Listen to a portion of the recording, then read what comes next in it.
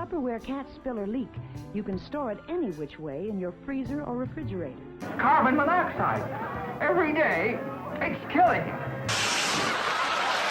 Back in the 1960s, life was very different from what it is now. Kids today might find it hard to understand how things were back then. People didn't have fancy technology like smartphones or GPS.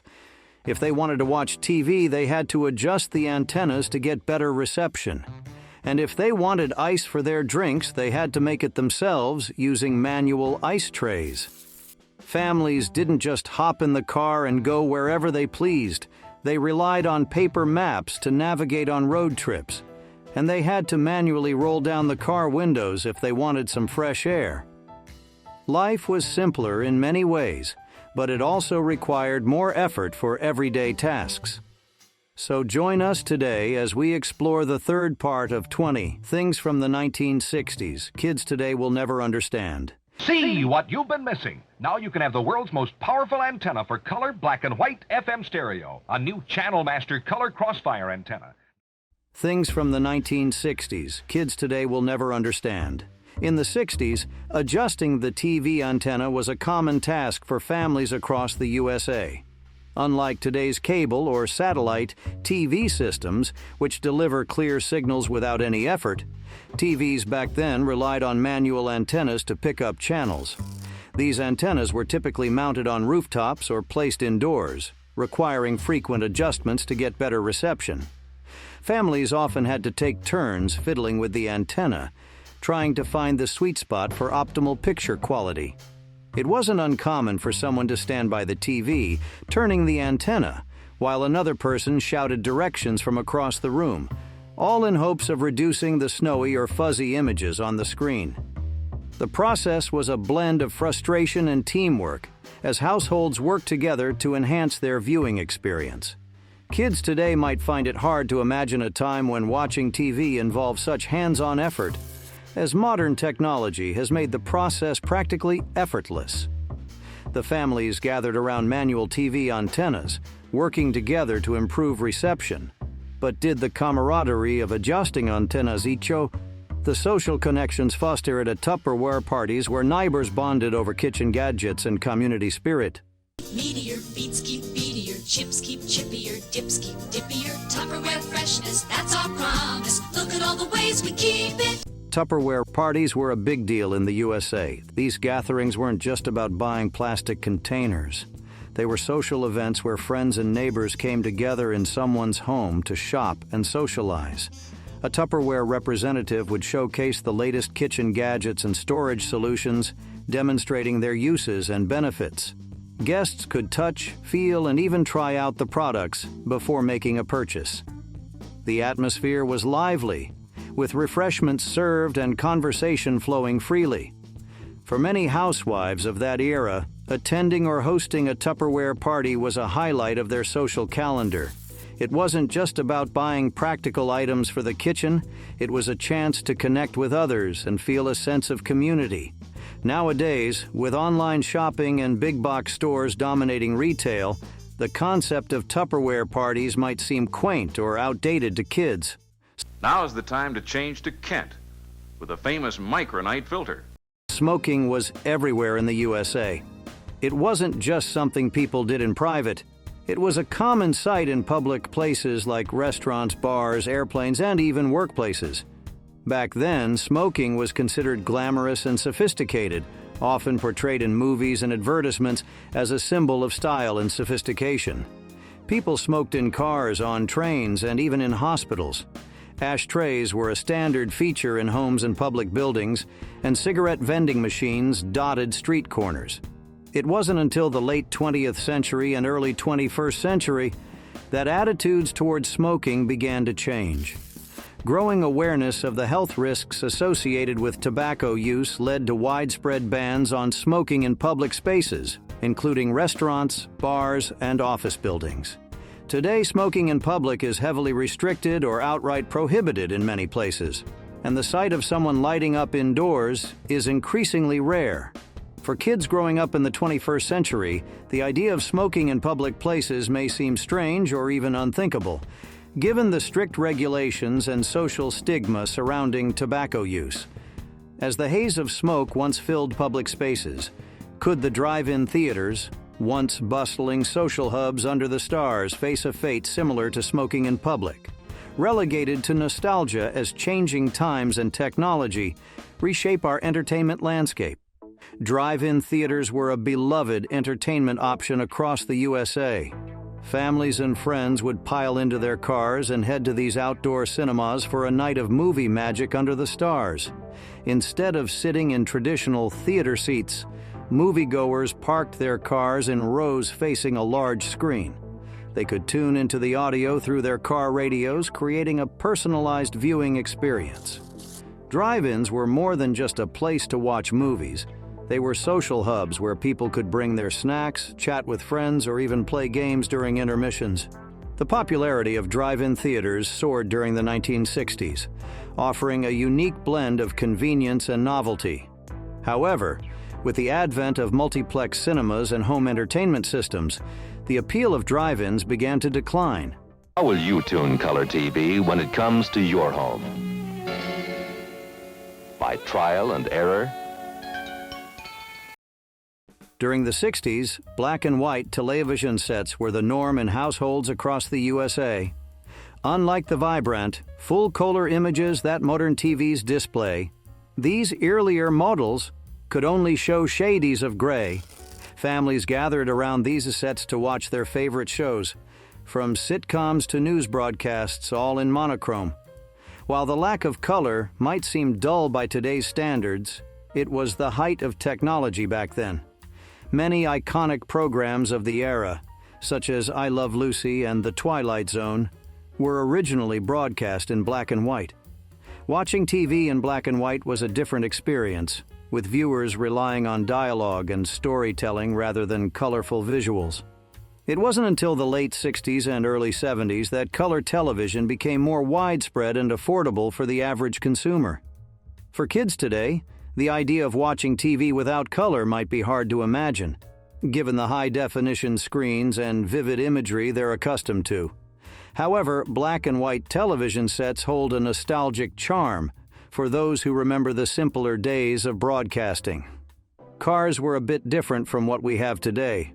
One major difference was the lack of automatic windows. Instead of just pressing a button to roll the windows up or down, drivers had to use a crank handle. This handle was usually located inside the car door. To roll the window down, you'd turn the handle in one direction, and to roll it up, you'd turn it the other way. It might sound simple, but it required some physical effort, especially if the window was stuck or if you wanted to adjust multiple windows at once. Despite the inconvenience, manual windows were the standard for cars in the 1960s and even well beyond that decade. It wasn't until the 1970s and 1980s that automatic windows started becoming more common in vehicles. Now, power windows are pretty much the norm, making the days of cranking windows up and down a distant memory for most kids. With the memories of manually cranking car windows fading, did the reliance on paper maps for navigation, with its charm and sense of adventure, parallel the inconvenience of manual car windows, eventually giving way to the convenience of modern technology like automatic windows and GPS navigation? Today, every new mile of motorway puts some obscure, unknown part of Britain on the map.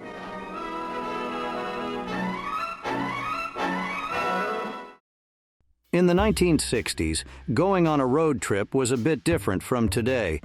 One of the essential items you needed was a paper map. These were large, folded pieces of paper that showed roads, cities, and landmarks. Before setting out on a journey, families would often spread out a map on the kitchen table to plan their route. Once on the road, the driver would have to pull over occasionally to consult the map, figuring out where to turn next or how to reach their destination. It wasn't always easy, especially if the map got wrinkled or torn along the way. Notwithstanding the challenges, using paper maps had its own charm and sense of adventure. It required a bit of skill and patience to navigate, and sometimes getting lost led to unexpected discoveries. With the advent of GPS and navigation apps on smartphones, paper maps have become a thing of the past for most people. Buying music was an entirely different experience compared to today's digital era. Instead of downloading songs or streaming them online, people had to visit physical record stores to purchase their favorite music. These stores were vibrant hubs of musical culture, filled with rows upon rows of vinyl records, each waiting to be discovered. Customers could spend hours flipping through albums, examining the cover art, and reading the liner notes before making a purchase. Record stores weren't just places to buy music. They were community gathering spots where music lovers could connect, share recommendations, and discuss their favorite artists and albums. Store clerks often played a crucial role, offering expertise and guidance to customers seeking new music to explore. The experience of browsing through record stores was immersive and tactile, allowing listeners to engage with music in a tangible way that's often missing in today's digital landscape. Sunday drives were a cherished tradition for many families. It was a time when cars were more than just a means of transportation. They were a gateway to adventure and relaxation. On lazy Sunday afternoons, families would pile into their cars and set out on leisurely drives with no particular destination in mind. The goal wasn't to get anywhere specific, but rather to enjoy the simple pleasure of being on the road together. These drives offered a chance to escape the hustle and bustle of everyday life, allowing families to bond and create lasting memories amidst picturesque scenery. Along the way, they might stop at roadside attractions, take in scenic overlooks, or simply roll down the windows and feel the wind in their hair. Sunday drives were a time to slow down, unwind, and appreciate the beauty of the world around them. Families embarked on nostalgic Sunday drives, cherishing moments of togetherness and scenic beauty. A technological marvel awaited at home, which was dial-up modems. Did the screeching sounds of dial-up modems, connecting users to the early internet, evoke a similar sense of anticipation and adventure in navigating the digital landscape despite the cumbersome process? Dial-up modems were the gateway to early computer networks like ARPANET, laying the foundation for what would eventually become the modern internet. These modems relied on telephone lines to establish a connection between computers, using a series of tones and pulses to transmit data. Connecting to the internet through dial-up wasn't as simple as it is today. Users had to physically dial a phone number using their modem, wait for the connection to be established, and endure the screeching sounds of the modem negotiating the connection. Once connected, internet speeds were incredibly slow compared to today's standards, with data transferring at a snail's pace. In spite of these limitations, dial-up modems represented a groundbreaking advancement in communication technology, allowing researchers and academics to share information and collaborate on a global scale. For kids today who are accustomed to high-speed internet access at their fingertips, the concept of dial-up modems may seem archaic and cumbersome. To all those secretaries, IBM says, wait till you get your hands on this. The new IBM electronic typewriter, so automatic that while you fold the letter, it types the envelope. In the 60s, typewriters were the primary tool for writing documents, letters, and other written materials. Unlike today's computers and word processors, typewriters were mechanical devices that required physical effort to operate. Each keystroke pressed a metal letter onto an inked ribbon, leaving an impression of the letter on the paper. Typewriters came in various sizes and models, from portable versions for typing on the go to large, heavy machines for office use. Using a typewriter required precision and skill, as there was no way to correct mistakes easily. If you made a typo, you had to either carefully erase the error or start over entirely. Despite these challenges, typewriters were the go-to tool for writers, journalists, and secretaries throughout the 1960s.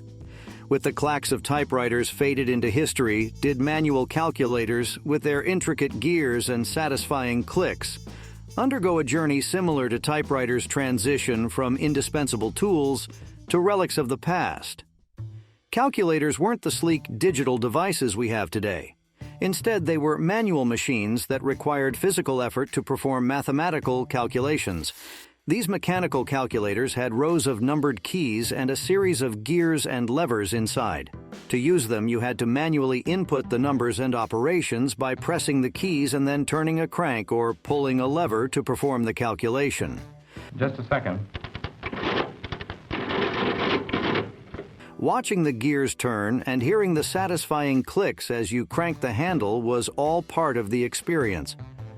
Although these manual calculators were much slower and less efficient than today's electronic calculators, they were still a significant advancement in computation technology at the time. They were commonly used in schools, businesses, and offices for performing basic arithmetic tasks. With the advent of electronic calculators in the 1970s, manual calculators gradually faded into obscurity. Making a phone call was a different experience compared to today's smartphones. Instead of tapping on a touchscreen, people used rotary phones, which required physically rotating a dial to make a call. These phones had a circular dial with numbered slots corresponding to each digit from 0 to 9.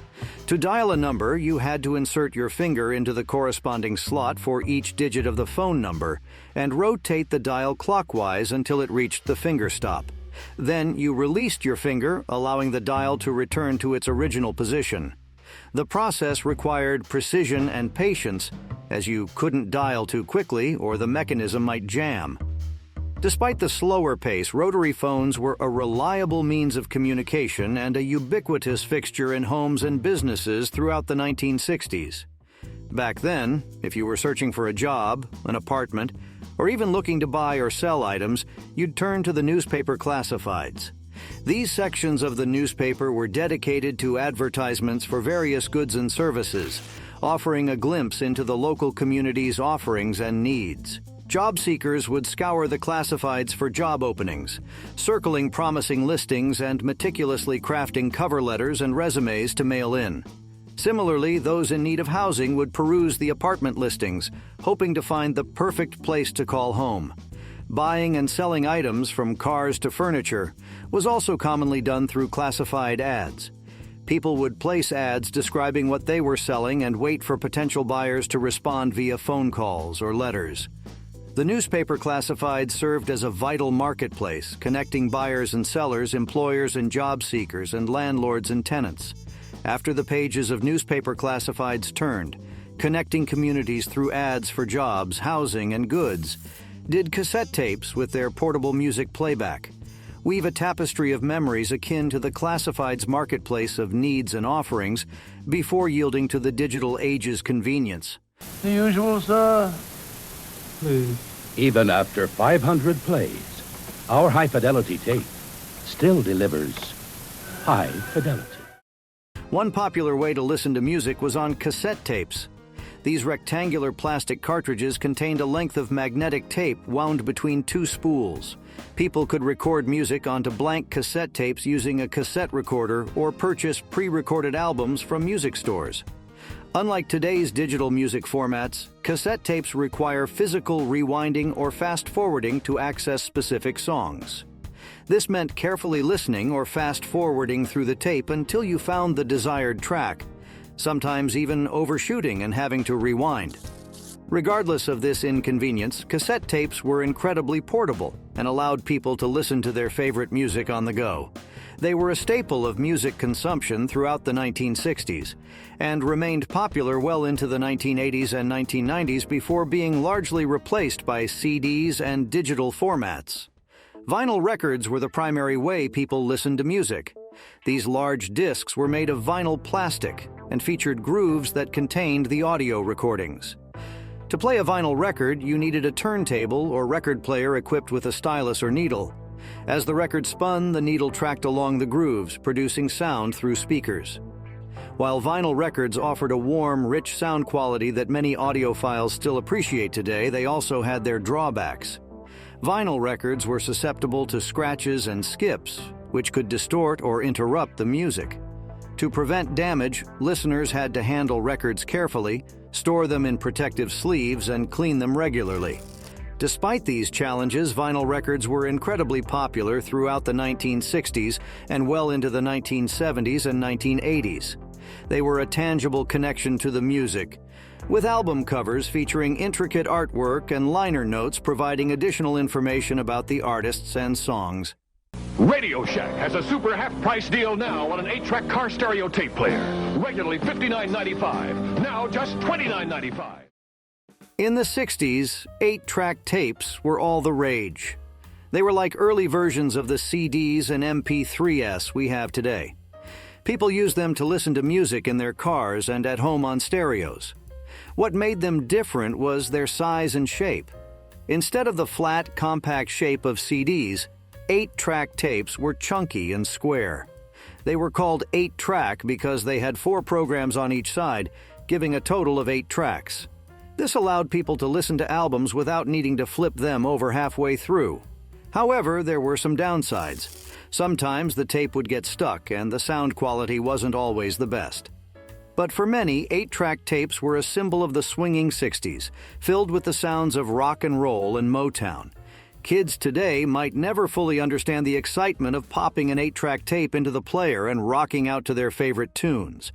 The nostalgia of 8-track tapes lingers. However, did Polaroid land cameras with their instant gratification and magical development process represent a similar era-defining technology in the 60s? The Swinger, the incredible new low-priced Polaroid land camera for black and white pictures in 10 seconds. Polaroid land cameras were like magic in the hands of photographers. These were instant cameras, which meant they could take a photo and develop it right away without needing to send the film off for processing. This was a big deal back then because people had to wait days or even weeks to see their pictures from traditional cameras. With a Polaroid, you could snap a photo and watch it develop before your eyes in a matter of minutes. The process was fascinating to watch as the image slowly appeared on the film. These cameras were portable and easy to use, making them popular for capturing special moments on the go. Nonetheless, the convenience came with a cost. Polaroid film was relatively expensive compared to regular film rolls.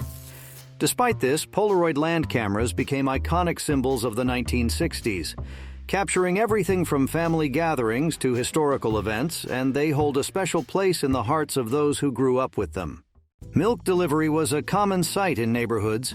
Milkmen would drive around in trucks filled with fresh milk, delivering it right to people's doorsteps. The milk came in glass bottles, and families would leave empty bottles outside to be collected and replaced with full ones. This service was incredibly convenient for households, especially before the era of supermarkets on every corner. Plus, the milk was often fresher than what you could find in stores, because it came straight from local dairy farms. However, with the rise of supermarkets and refrigeration in homes, milk delivery gradually declined.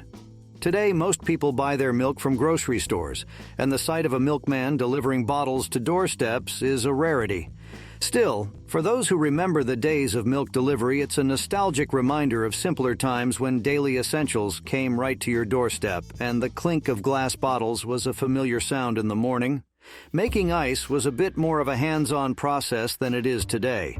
Instead of just pushing a button on the refrigerator, people used manual ice trays. These were simple plastic or metal trays with individual compartments where water could be poured. Once filled, the trays were placed in the freezer, where the water would freeze into ice cubes. When it was time to use the ice, you had to twist or tap the tray to release the cubes. It was a routine task for many households, and sometimes you'd even have to carefully run warm water over the bottom of the tray to help release the stubborn cubes. While it might seem like a small inconvenience compared to modern ice makers, there was a certain satisfaction in the process, plus it was a lot cheaper than buying bags of ice from the store.